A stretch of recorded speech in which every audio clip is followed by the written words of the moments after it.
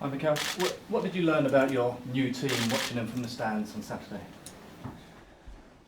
I think that we have a really good team, that there are a lot of things to improve, but at least the two things that I demanded from them, they were done. So they committed to something and they did it, so it was a good starting point.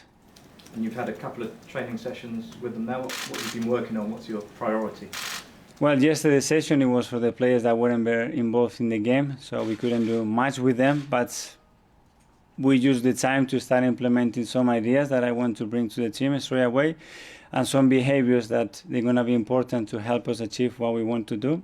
And today it was more about the principles, that the style and the way I want the team to play. So overall they have a little bit the picture that that I'm expecting them to have in different situations of the game, and it was useful. Do you have any injury news to start with?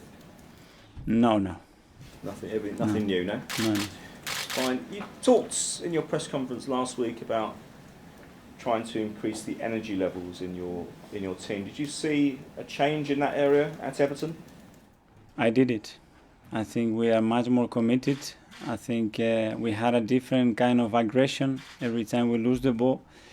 I think the body language was much better than in the past few games, and I think they played with more passion as well in the game. Obviously there were things to improve, but at least those has to be non-negotiable. Those have to be on the table for every game, for every training session, and the way we're going to live together.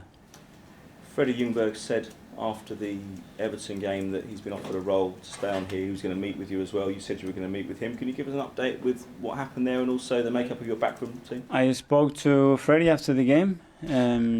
I told them that my idea is the people that I wanted to bring to form my coaching staff, the roles or responsibilities of each of them. And I wanted to know what he was feeling. I wanted to know what he had in mind, what his expectations were. And we talked, and we made a decision that the best thing to carry on was for him to stay with us. I think he can be very valuable. I think he knows the players, he knows the situation, he knows the history on where are we coming from, and as well his knowledge on the game is going to only help us to be better. Did you know him very well anyway? I knew him a little bit, obviously, and we will start a new chapter now, with ideas, with new ways of doing things. But I got a really good impression, and he's ready to help. He was very positive. He said after Everton as well that he would have dropped Mesut Ozil even if he'd not been injured. What did you make of those comments first of all? Does that suggest that there is a problem with Mesut's attitude as well as his football?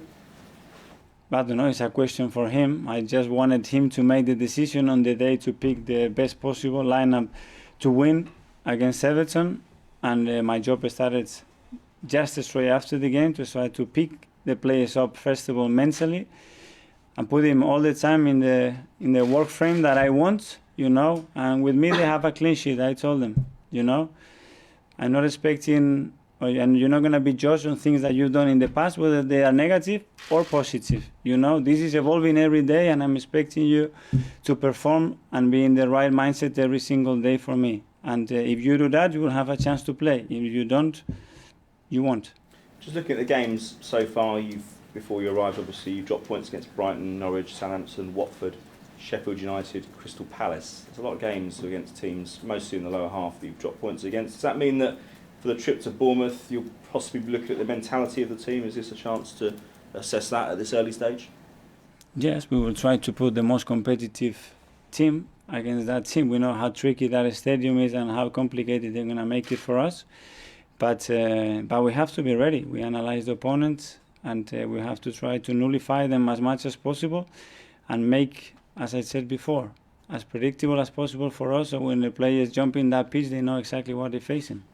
You mentioned last week as well that you've not really discussed the transfer market at that stage. Have you had a chance to discuss with the hierarchy here at the club about what you're going to do in January? Because it's only a few days away now. Yeah, but we had many other conversations. Now is so much going on in the last 48 hours. But yeah, we have a meeting in place very soon. We have some ideas, but we have to put them together.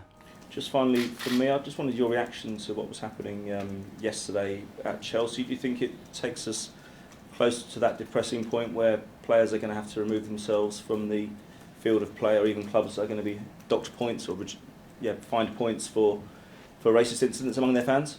I think if that continues, obviously at some stage, another type of reaction will be needed.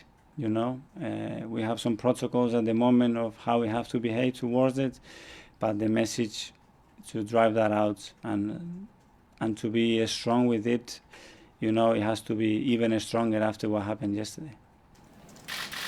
Mikel, hi. I'm Alison Benton from Premier League. Just first of all, how does it feel being back here in a different capacity? Have you had a chance to enjoy it? Absolutely. You know, it's an incredible opportunity. There is so much work to do. I just try to embrace everybody here at the training ground and explain them what's my idea, what I want to try to do, and I need them all on board, you know. So everything that we've been doing the last few days, all the talks and meetings that we have, is just to get people jumping on board with the right energy, with the right idea, and we need them. We need them to help the players, we need them to transmit what we want to do, and so far I'm very happy with the reaction, at least from my side, you know, but what I've seen is I'm happy. Of course, you have a big inbox of to-do. What do you think is the priority for you right now? The priority is, as I said before, is that what we're going to transmit on the team is the reflection of the demands that we're going to put with them every day in training. It's a commitment, it's accountability, it's aggression and passion to play this sport and represent this football club. This is the basic that I'm going to demand to them now. And from there, after, we can start to build things and improve other things, obviously, that they have to be done as quick as possible. But if we don't have this in the right manner, I think it will be difficult. In terms of your position at Bournemouth, how impressed have you been with Eddie Howe and what he's done for this team? Very much.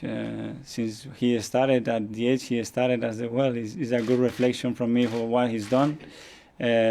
It comes across really, really good. I met him many times when we play against each other many times. So it's a coach that I like, that I look at him and that I value the work he's done, because it's not easy at all to maintain that level for that many years.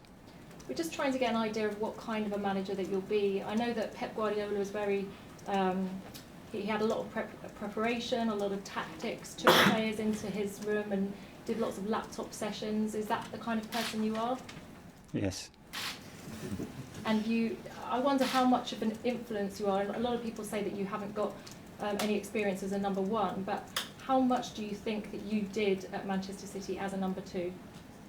I helped as much as I could, you know. To put that into figures is not something I would like to do, but I gave everything I had to try to improve the club, the organization, and the players, and they create the right environment and give the solutions to the players to feel more secure when they were jumping, then to know exactly what I wanted to do. Give guidance, give help to Pep, avoid him as many problems as I could, you know, jumping into his door. That was one of the biggest challenges as well, and enjoy the profession.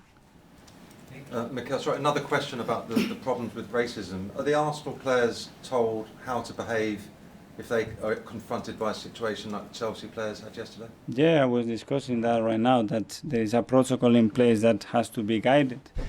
I think every context and every situation, though, is different, you know, so it's difficult to react, because emotionally a player can react in many different ways, you know, to the same situation. But yeah, we have to be ruthless with this as well, and we have to take that out of the game.